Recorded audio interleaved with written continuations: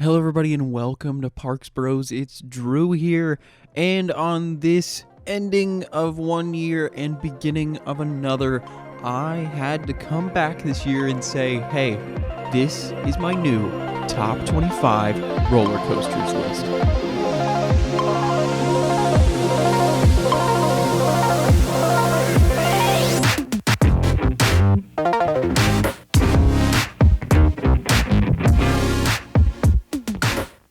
If you haven't noticed this by now in the YouTube coaster community, it is becoming a tradition that at the end of every calendar year, everybody has to put out their favorite coasters list. And Parks Bros is no exception to that rule. But for 2021, I can say I was quite lucky in expanding my coaster palette quite a bit in comparison to 2020.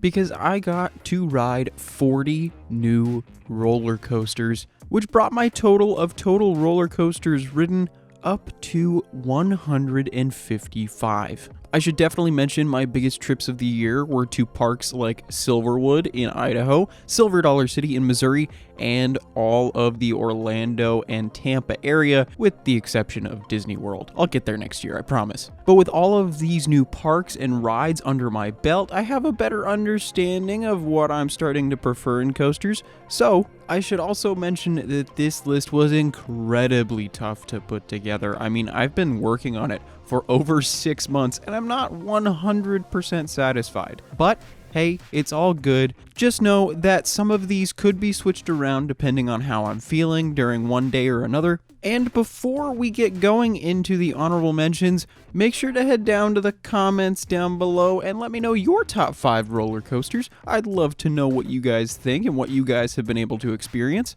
But now, without further ado, let's head to the honorable mentions, which include 5 amazing roller coasters, including Powder Keg at Silver Dollar City and S&S Launch Coaster, West Coast Racers at Six Flags Magic Mountain, a Premier Rides launch coaster as well, but dueling, which is really cool. Tremors, the CCI wooden coaster / RMC now, up at Silverwood in Idaho, Ethel, Idaho that is. Poltergeist at Six Flags Fiesta, Texas, the premier launch coaster, but I promise it's very different in comparison to West Coast Racers. And rounding out the honorable mentions is Gatekeeper at Cedar Point, the B&M wing coaster, just a graceful example of fun and force all in one. Now, let's head to number 25.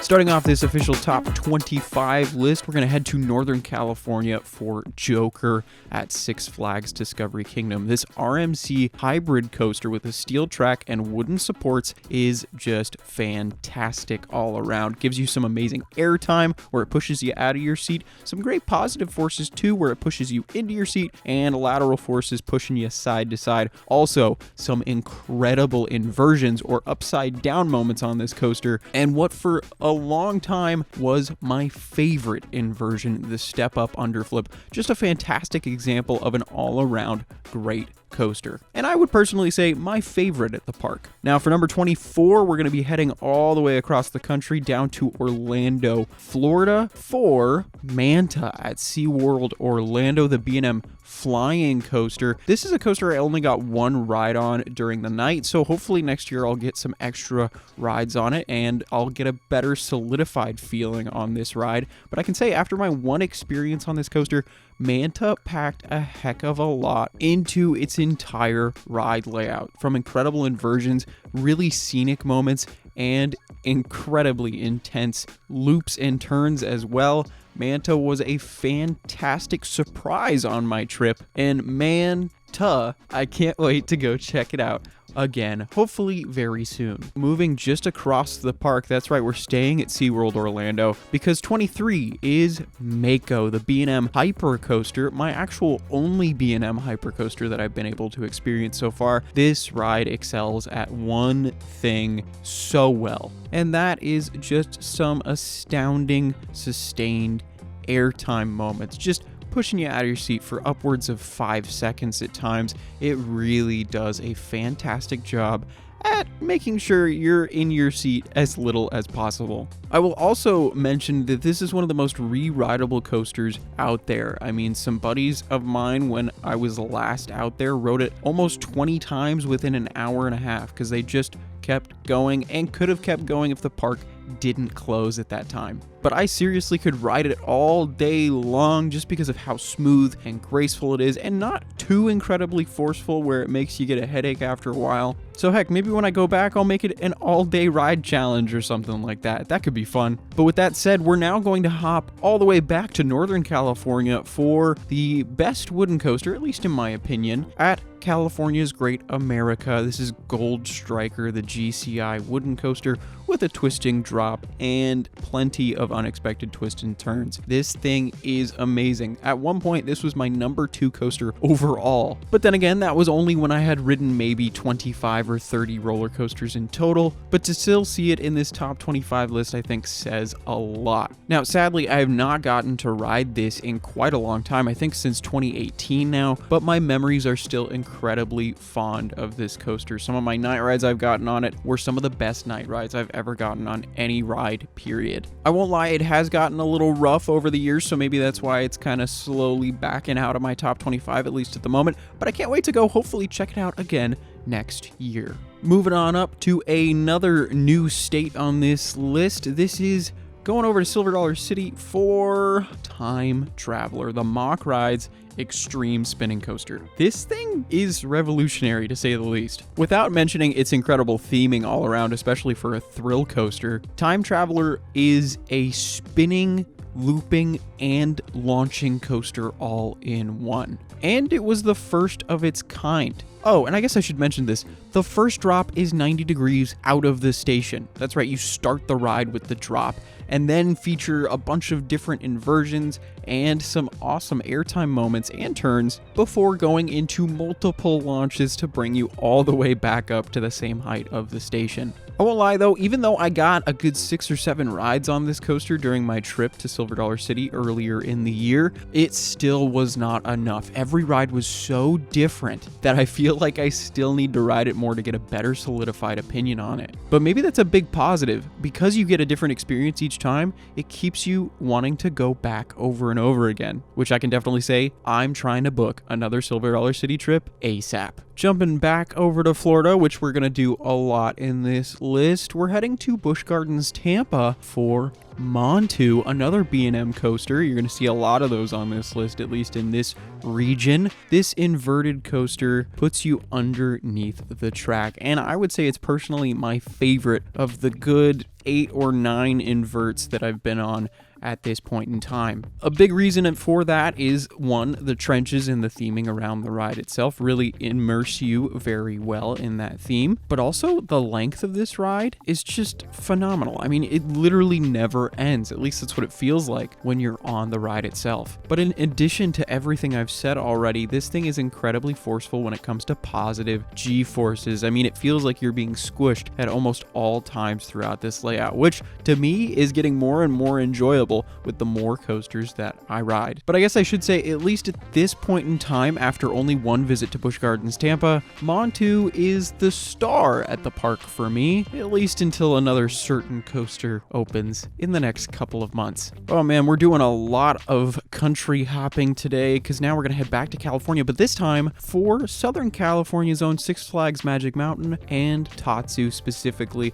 This is another B&M flying coaster, the second of the ones that I've ridden. This thing is bonkers, to say the least. I mean, you are doing the Superman position 200 feet in the air, and there's nothing between you and the ground but a restraint. It is just terrifying, and also one of the most tranquil experiences I can even imagine. I mean, yeah, you are flying at the speed of fear, but at the same time, you're flying like a bird. You're soaring above these trees on a mountaintop. It is just not real. At least that's what it feels like. But also add in that insane pretzel loop, the biggest in the world, and you've got one of the most intense moments on any ride I have ever at least been able to put myself through so far. Hopping over to number 18 though now, we're going to head down south just a tiny bit to Knott's Berry Dairy Farm for Accelerator. This Intamin launch coaster is just incredible and another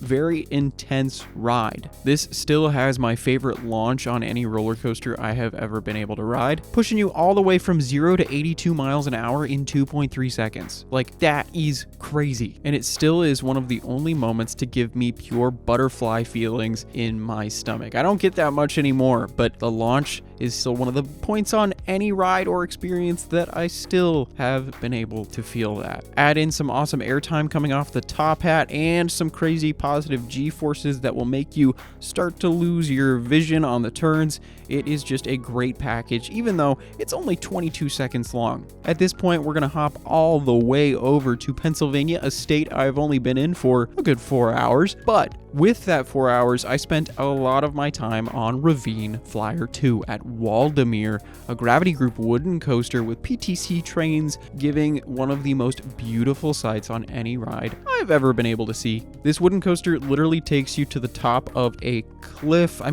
ravine, literally, and drops you down onto that terrain. While you're going up that lift hill, though, you get a just gorgeous view of Lake Erie. And before you know it, you've got an incredibly long and crazy ride with a lot of airtime moments and some of the best scenery, at least natural scenery, I have ever seen. I'm personally very sad that we didn't get more time at Waldameer to experience this coaster even more, because I still need a front row ride, because my buddy Mario from Mostly Coasters said that was by far his favorite spot to be.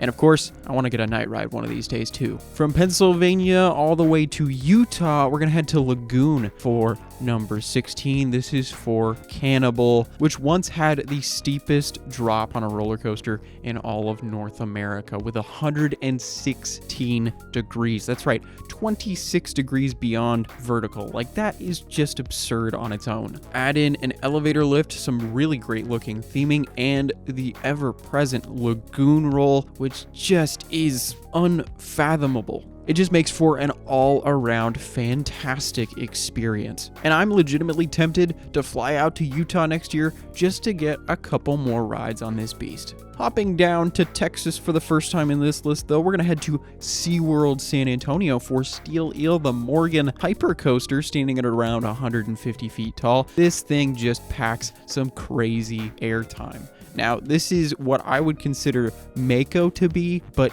imperfect in comparison. It gives about the same amount of airtime, I would argue, but it gives it in a janky, lovable way, at least in my opinion. And realistically, what I mean by that is it's a heck of a lot more rough. But I can definitely tell you and even show you that I was hysterically laughing every time I rode this coaster. Every airtime hill just gave some crazy forces as well as some unexpected bumps, but that just added to the fun for me. I absolutely love this ride, and at least at the time being, is still my favorite coaster at SeaWorld San Antonio. Speaking of rough, however, we're going to head back to Florida, but this time to Kissimmee for Fun Spot America, Kissimmee's own Mind Blower. This is another Gravity Group wooden coaster, and oh my gosh, it is incredibly rough. And it's most likely the roughest wooden coaster, at least that I can personally think of. But oh my goodness, it makes up for that roughness with just insane forces all around. I mean, this thing is unhinged, to say the least.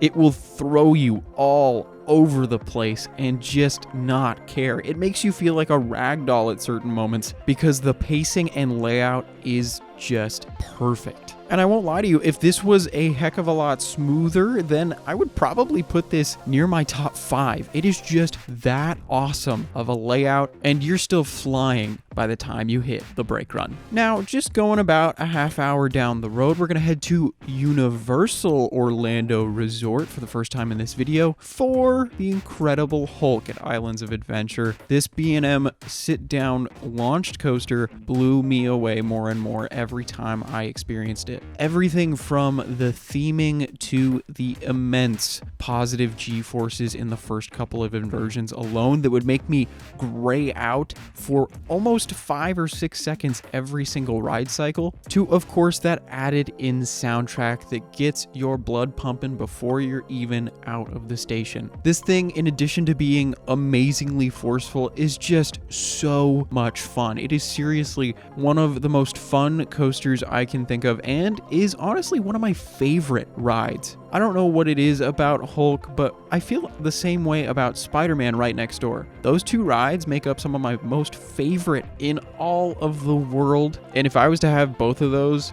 within a couple hours of me, you can bet I would go ride them every single weekend if I could. Going back to Ohio and Cedar Point for the first time in this list, and I promise you this is not the last time we'll be at Cedar Point. This is for Magnum XL 200, the original hyper coaster. This thing's violent, to say the least, especially if you're sitting near the front on this very long train. Oh my goodness, the airtime is almost leg shattering at points. It is, it's incredible, to say the very least. Now, I will say a great thing about this ride, though, if you want a little bit of a tamer experience, but still a really fun experience, you can just go towards the back. But man, towards the front, this thing feels like it's trying to throw you out of the seat entirely. Speaking of this ride, though, I can't help but mention the aforementioned Steel Eel. It feels very similar to that. To me, Steel Eel is almost a miniature Magnum XL 200, but man, Magnum XL 200 just packs an incredible punch and has some of the best airtime on any coaster, and I think I'm not alone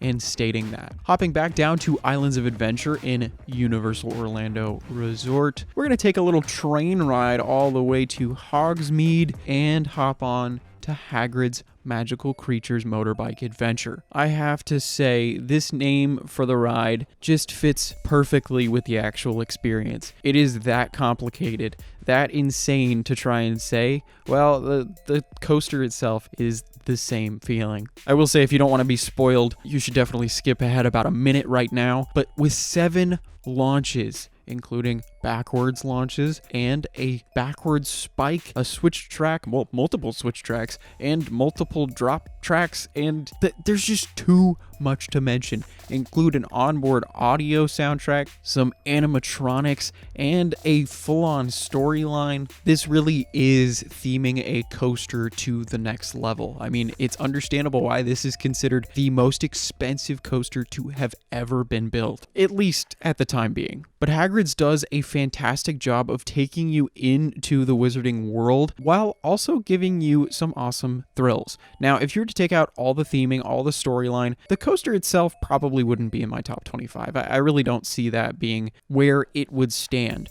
But with everything included, this definitely had to go up this high. I can even argue at some points maybe even pushing it a little bit higher, but then again, this is technically a pure coasters list, and that's why you don't see something like Escape from Gringotts on this, even though it is easily one of my favorite rides of all time. As a coaster, it's just not that incredible though. Hagrid's is one of those rides though that I would recommend everybody ride at some point in their life. It is just that perfect all-around family thrill ride with some really great story to keep everyone engaged at all times. Oh man, that was a crazy 15 right there. We're going to take a little breather. I'm going to show you what I had as my 25 to 11 list in years past. So it's been quite a wild ride, to say the least. And this year, I think, has had the most changes overall. Sure, me going to Cedar Point for the first time really messed up my rankings all around, but experiencing Florida and especially Missouri too, it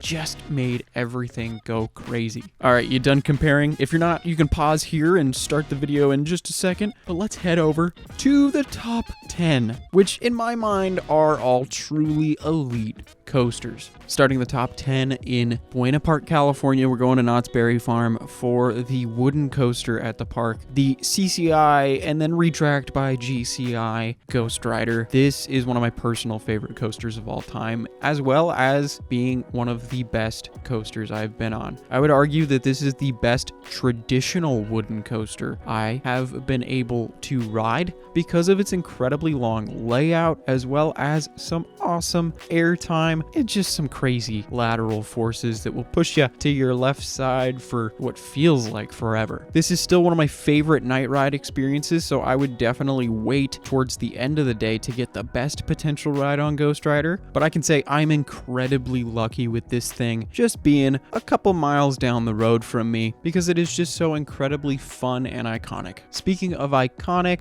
we're gonna head back to Cedar Point for the world's first Giga coaster. Millennium Force is coming in at number 9. This 310-foot tall beast of a ride opened in 2000 at the turn of the millennium, as the name implies. And to me, for a time, this was my personal favorite coaster. I definitely have never said it's been the best ride I've ever been on, but man, I could ride this thing every freaking day and not get bored. And I think a large part of that is the incredibly long ride duration, as well as the incredible top speed of over 90 miles an hour. To add in, the turns are quite forceful, as well as the airtime hills giving you some fantastic airtime while you're in the front row especially. But I think more than anything, it's getting that feeling that you get on Accelerator for 20 seconds, but for a minute and a half. I mean, that is just undeniably amazing to me. But there is a reason this ride is still so iconic to this day. Taking a flight back to California, we're gonna head to Magic Mountain yet again for Twisted Colossus. This RMC hybrid coaster doesn't go around the course just once, it goes around twice while potentially dueling. And I say potentially because it doesn't happen that often anymore, but even if you aren't having that dueling ride, you can still get some fantastic, powerful airtime and some of the best inversions on coasters, period. I mean, that Top Gun stall alone is easily one of the best inversions out there, at least in the California landscape. And I can definitely say this was my favorite coaster for a couple of years and will always hold a special place in my heart for really getting me into this crazy mess of having to rank my top 25 coasters every year. Like, I've even made an Excel sheet. What is happening to me? Twisted Colossus, though, is a fantastic ride, and I would recommend it to everybody that visits Magic Mountain because it's not the most intense ride at the park, and if you're a little more worried about going upside down or going up really high in the air, Twisted Colossus does none of that. Although, it does give you some pretty crazy airtime, which might be a little scary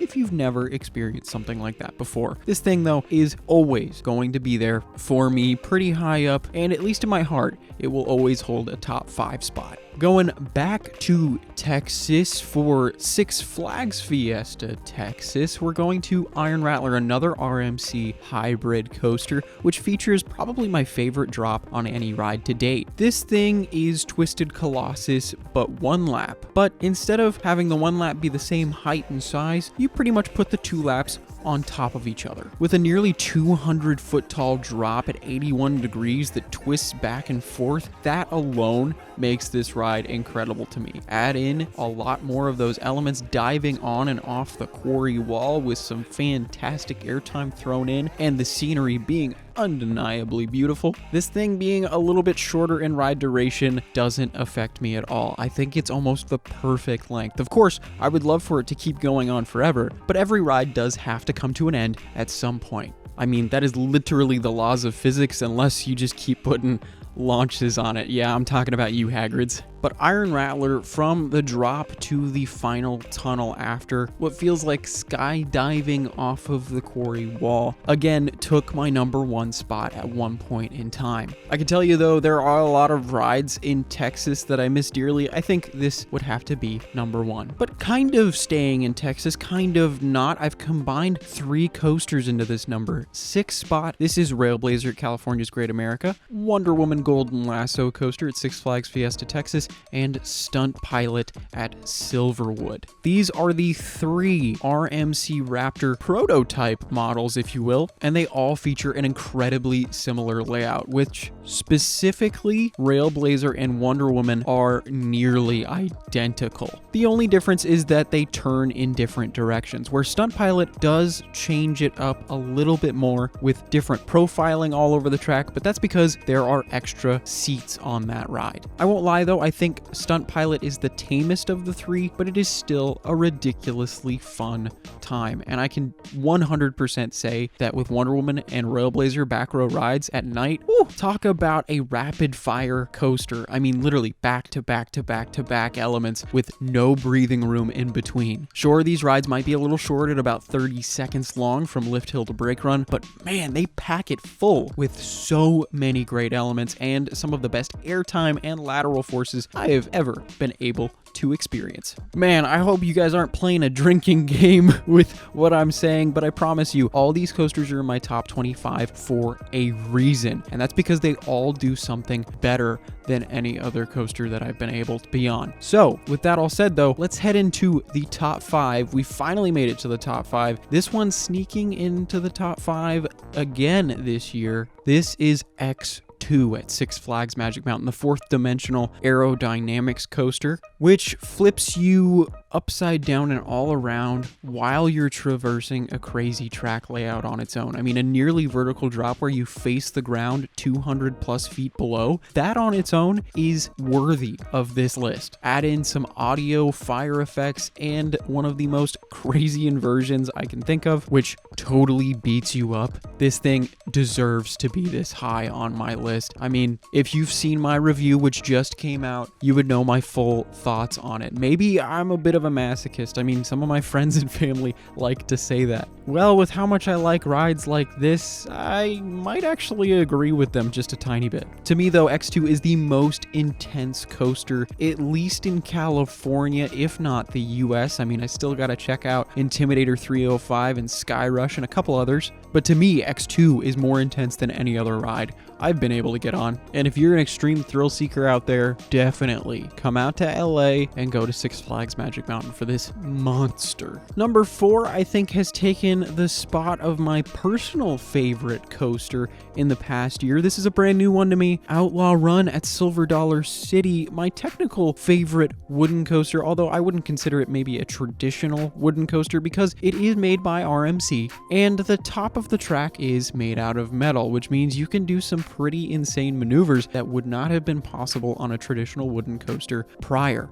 That also means this ride houses 3 inversions, but honestly, that isn't even the best parts of the ride to me. That first drop, the scenery, and some of the off-axis airtime moments, and even a wave turn in there, it is just so good. And honestly, I have a feeling after riding it at night, this thing might even jump up a little higher in my rankings. I just love Outlaw Run like crazy. It is so much fun, but it's also so intense. Having that wooden sidetrack gives you a little bit of that bumpy wooden coaster feeling, which just makes it more unhinged, but it's also not uncomfortable at the same time. I can tell you for sure that this is going to be the main reason I want to go back to Silver Dollar City in the next year at least a couple times, but you know, I can't say that I wouldn't love some more rides on Powder Keg and Time Traveler and even Fire in the Hole. If you haven't ridden that, please do. Oh yeah, and of course everything else that Silver Dollar City has to offer between, you know, amazing food and ambiance and entertainment and everything. I mean, I love that park, but Outlaw Run is probably going to be the number one reason I go back so often. It is just unbelievable how good it is. Oh boy, I'm sure you can figure out what my top 3 includes, but it depends on what order. I'm sure that's what you're thinking at this point. Well, number 3, we're going to head back to Ohio. We're going to Cedar Point, and that means there's one of 2 options if you know me well. Number 3 is Maverick, the Intamin Blitz coaster. This thing, when I first got off of it, was my number 1 ride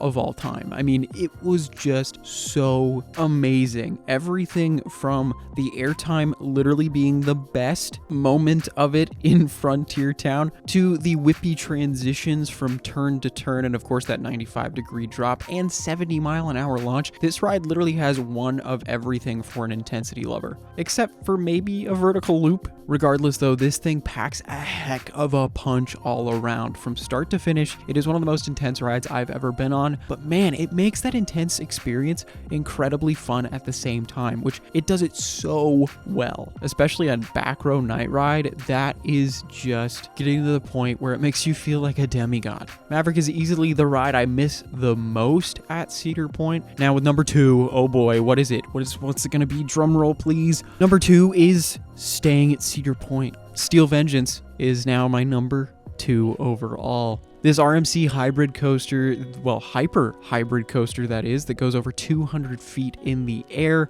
and features 4 incredible inversions and more airtime than any other coaster on planet Earth. And also a ridiculously long ride duration. It just is a great package all around. It was so great, in fact, that it was unbelievable for the first good 48 hours after I had ridden it. I didn't even think I had ridden it. But going back to some of those airtime moments and those inversions especially, which are my favorite parts of this coaster, it just feels like it never ends. I mean, it gets to the point where I'm like, oh man, I'm almost getting tired of this incredible airtime. Like, how absurd is that? There is a reason, though, that Steel Vengeance ranks so high for so many people, and I can definitely attribute that to the incredibly long ride experience. I mean, it feels like it's 3 minutes long with only one little breather in there. Obviously, it's not that long from chain lift to the station, but while you're on ride, I mean, it literally feels like it's going on forever. And I gotta mention this real quick. This is the smoothest roller coaster I've ever been on.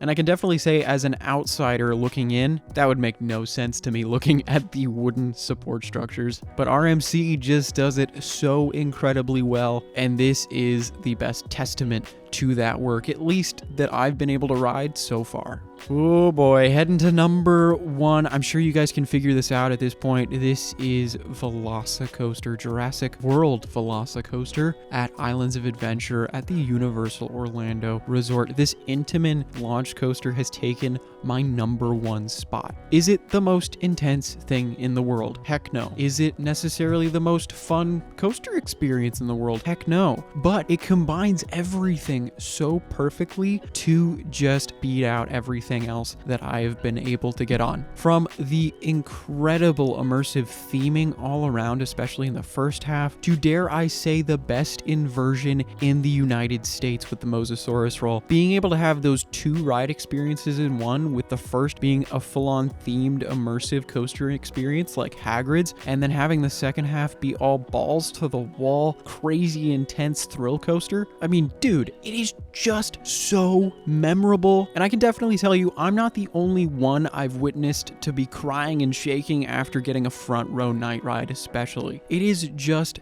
that good that I would recommend anyone who likes thrill coasters in any way possible, make sure you get out to Orlando sooner rather than later just to check out Velocicoaster. Tying that all nicely in a bow, though, here is what my top 10 has looked like throughout the years. Quite a lot of change in the past year, I can definitely say, at least with some of the newcomers sneaking in towards the top there. And I'm curious to see what you guys think. I mean, I know a lot of you have been on some of these rides, so do you agree? If not, make sure to let me know what your top 5, top 10, top 25 are down in the comments below. I always love reading your guys' opinions because everybody's different and everyone's going to have a different outlook on everything they're able to do and accomplish throughout their coaster riding careers. But I hope you all have enjoyed this top 25 list as well as this year of videos. It's been quite a fever dream, for lack of better words. Whether it was finally going to Silver Dollar City, flying to Florida on 1 day's notice. I mean, our parks reopening earlier in the year after over a full year